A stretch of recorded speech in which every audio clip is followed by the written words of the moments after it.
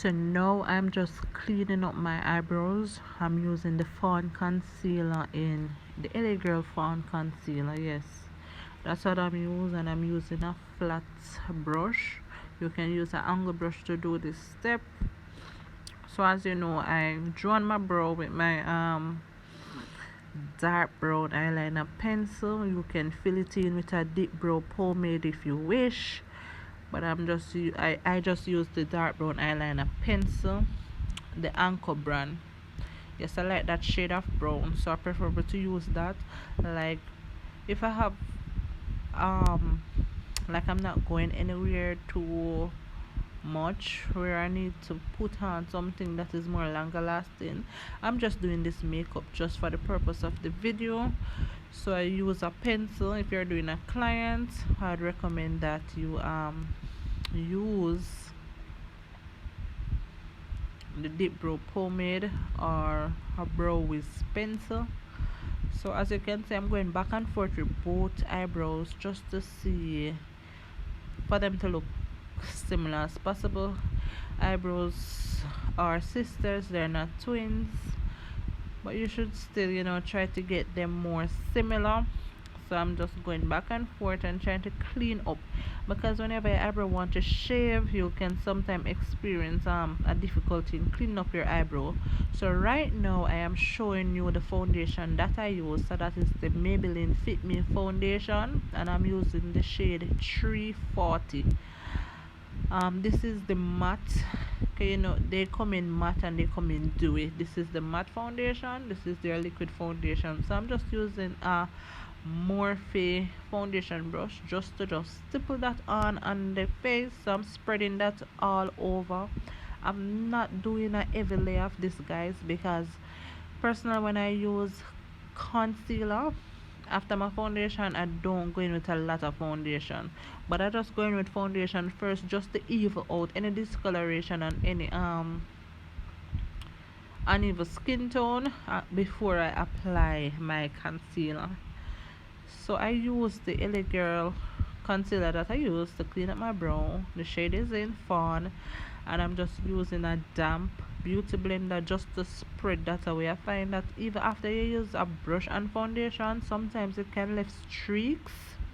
So I'd recommend that you go over it with your beauty blender. And of course the beauty blender is much more puffy, so you just tightly squeeze to fit the areas that are more tight, and you just blend. So I'm taking the top off, and I'm patting the face. I'm patting it in my face, so I'm pushing it into the skin. So you want to use that motion to get the best blending, right? So just all over the areas that you'd want to highlight underneath my eyes. If you have serious dark eyes or dark or bags under your eyes, concealer will and can cancel that out. So I am going back and forth on the areas that I would want to highlight. The place that lights hit the most: your T-zone, the bridge of your nose, and underneath your eye. And yeah, just blending that out with my beauty blender. So I'm going back with the foundation brush that I used earlier to apply the foundation, and I'm going on the edges of that. You notice you could see on the forehead, you could see the mark. Yes, I'm going around that edges, the place that I do not apply any concealer. I am going over those areas with the foundation brush. And of course I'm using Sacha Buttercup setting powder, and I use the same beauty blender. It is damp, yes it is, but it's not damp to the extreme where it is soaking up the powder. So yes, this step can actually be done. So I'm just pressing that in my face. It is setting, guys. So when you set, you want to set the concealer, because concealer can slip and slide and can creases, so I recommend that you push the product into the concealer that you just used. So you push the Sacha Buttercup loose powder and press that in your skin to get a more flawless look.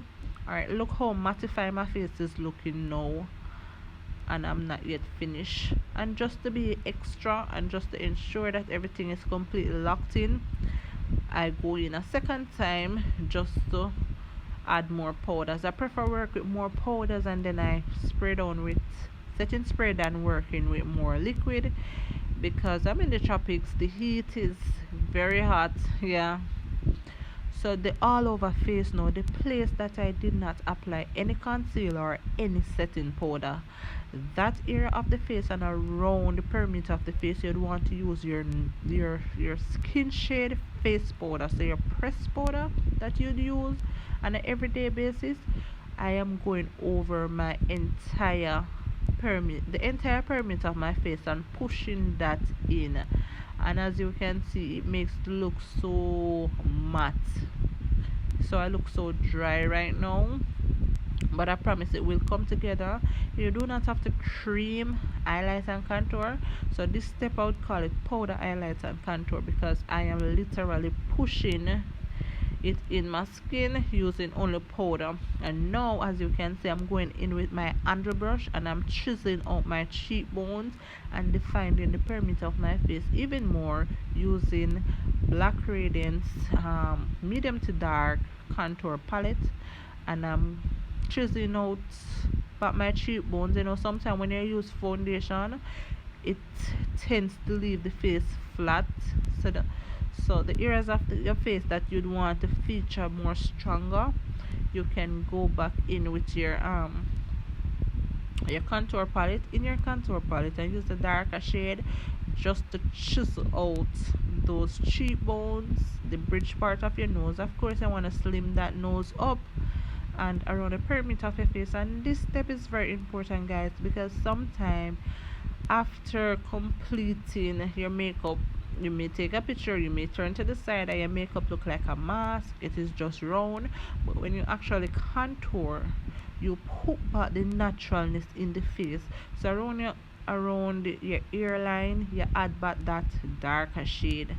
And right now I'm just topping that off with the same Black Radiance contour palette. I'm using the highlighter shade. I just love the highlighter shade in this palette. I'll buy this palette just for the highlighter shade. Wow, it does highlight you right and complements my warm skin tone. So I'm just going on the eye points of my cheek, yeah, and all the areas that I want to pinpoint and come out some more.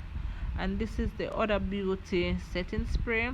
And guys, I use a lot of setting spray all the time because